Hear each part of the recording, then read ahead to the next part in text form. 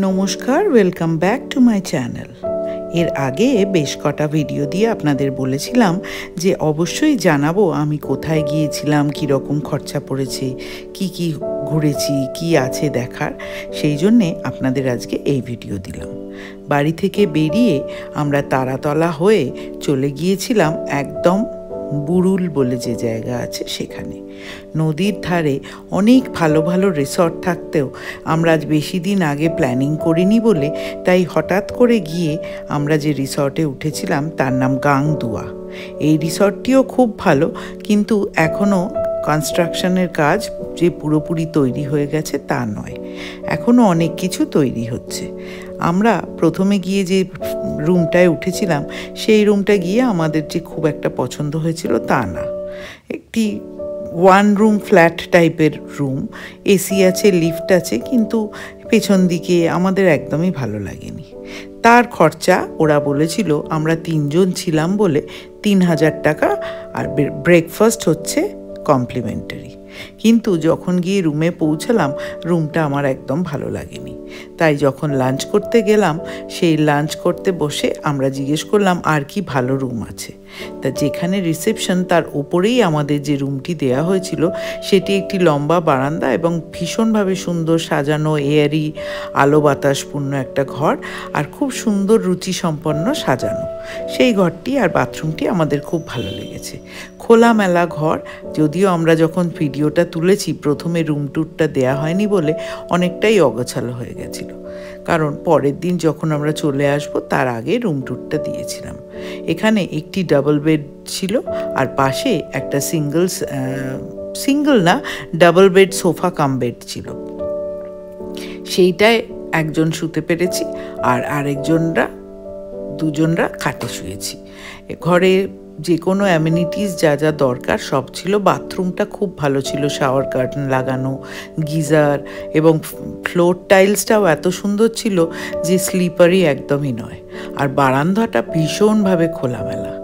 নিচে খাওয়ার জায়গা ছিল, সেখানে সুন্দর করে সাজানো গাছপালার মধ্যে খাবার দাবার। এবার আসি খাবার দাবার পালায়। খাবার দাবার একটু আমার কস্টলি মনে হয়েছে, কারণ এখানে এলাকাটে আমরা খাবার নিয়েছিলাম। যেহেতু থালি সিস্টেম, আমরা যে খুব ভালোভাবে খেতে পারবো তা নয়, কারণ আমরা খুবই কম খাই। সেই জন্যে এখানে আমার মনে যতটুকুনি আছে, ভাত নিয়েছিল 100 টাকা প্লেট। কিন্তু আমরা যেহেতু কম খাই, খুব যে আমাদের কাজে লেগেছে তা নয়, আর চালও যে খুব দামি তা নয়। আমরা দুপুরবেলার মেনু ওরা আমাদের ফোন করে জেনে নিয়েছিল, সেই বুঝে ওরা রেডি রেখেছিল।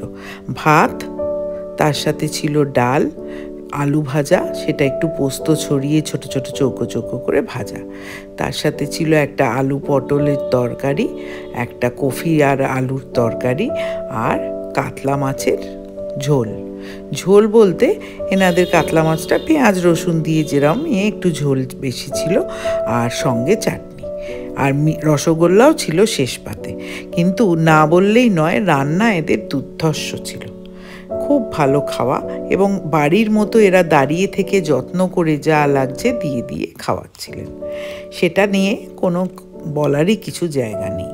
বিকেলবেলা যেহেতু আমরা বেশ দেরি করে খেয়েছিলাম, আমরা বিকেলে শুধু চা নিয়েছি। যতবার বলেছি দুধ চা, কালো চা সবই ওরা দিয়ে গেছে।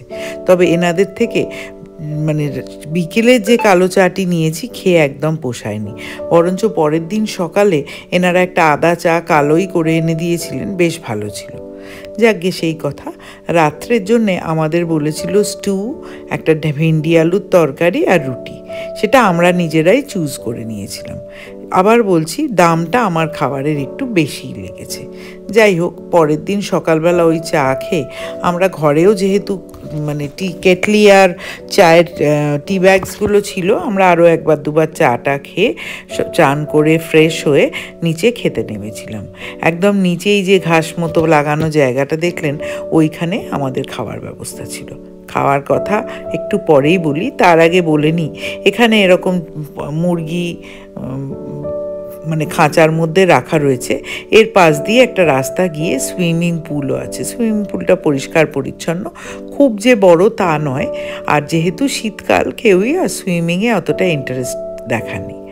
তারপরে ওখান থেকে নেমে বেশ অনেকটা জায়গা নিয়ে যায় এই রিসর্টটি। তাতে 3টি পোর্শন আছে, যেটায় আমরা ছিলাম ওটা একদম মিডলে, আর বাঁ হাতে ছিল একটা দোতলা মতো বিল্ডিং। তাতে নাকি রুমগুলো ছোট, 3 জনে থাকার মতো নয়, কিন্তু বেশ সুন্দর। প্রত্যেকটা রুমের সাথে সামনে ওপেন বারান্দা, আর বারান্দার বাইরেটাই হচ্ছে রাস্তা, রাস্তার ওপারটাই গঙ্গা নদী। সেই নদীতে বসে বসে আপনি লঞ্চ, নৌকো এইসব চলে যাওয়া দেখতে পাবেন। আর একটা ছোট বোটিংয়ের স্পটও ছিল, যেখানে বোটিং করা যায়। সেখানেও দেখলাম কেউ ইন্টারেস্ট দেখাচ্ছে না। আর গাছ ভর্তি পেঁপে, কফি গাছ লাগানো, আম গাছ, জাম গাছ, প্রচুর গাছপালা আছে। আর গাছপালা আছে মানেই সেখানে প্রচুর ফলমূলের গাছ, আর সঙ্গে পাখির দেখা মেলে। বেশ অনেকগুলো পাখি দেখেছি, কিন্তু পাখিদের ছবি তুলতে যাওয়ার আগেই ওরা ফুরুত করে পালিয়ে গেছে। এবার আসি দুপুরের খাওয়া, এই পরের দিনের ব্রেকফাস্টে ওনারা দিয়েছিল গরম গরম ভেজে আনা কড়াইশুঁটির কচুরি, আলুর দম, ডিম সেদ্ধ, তার সাথে একটা করে মিষ্টি, আর অনেকটা ফল যেটা আপনি খাবেন, যেমন বেদানা, আপেল, পেয়ারা, এই ছিল আমাদের ফল। আর মুসাম্বি। আমরা যেহেতু তার সাথে কফি অর্ডার করেছিলাম, সেই জন্যে মুসাম্বিটা আমি আর খাইনি। এই যে বিল্ডিংটা দেখাচ্ছি, এই বিল্ডিংটাতেও এনাদের থাকার ব্যবস্থা আছে। আমরা ঢুকে দেখিনি, কারণ ওনারা দেখাতে ইন্টারেস্টেড ছিলেন না। এখানে বললেন ঘরগুলো ছোট ছোট এবং সামনে ওপেন বারান্দা আছে। আর এই রিসর্ট থেকে বেরিয়েই রাস্তা আছে, রাস্তার ওপারেও এনাদের একটি জায়গা রয়েছে, সেটা নদীর ধারে বেশ খানিকটা জায়গা আর একটা রুম। সেখানে অনেকে এসে দেখছিলাম সারাদিন যারা ডে আউটিংয়ে আসে ওখানটায় থাকে, বন্ধুবান্ধব নিয়ে পিকনিকের মতো ছোটোখাটো অনুষ্ঠানগুলো হয়, আর খাবার এনারাই সার্ভ করে।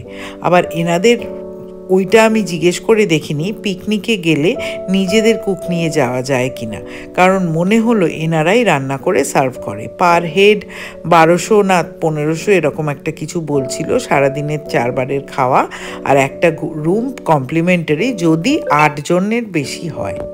8 জনের বেশি হলে, আরও বেশি হলে, ধরুন 16 কি 20 জন হলে এনারা 2টো রুম কমপ্লিমেন্টারি দেয়, যেটা একটা মেয়েরা থাকতে পারবে, একটা ছেলেরা। সেটা যদিও ডে আউটিংয়ের ক্ষেত্রে।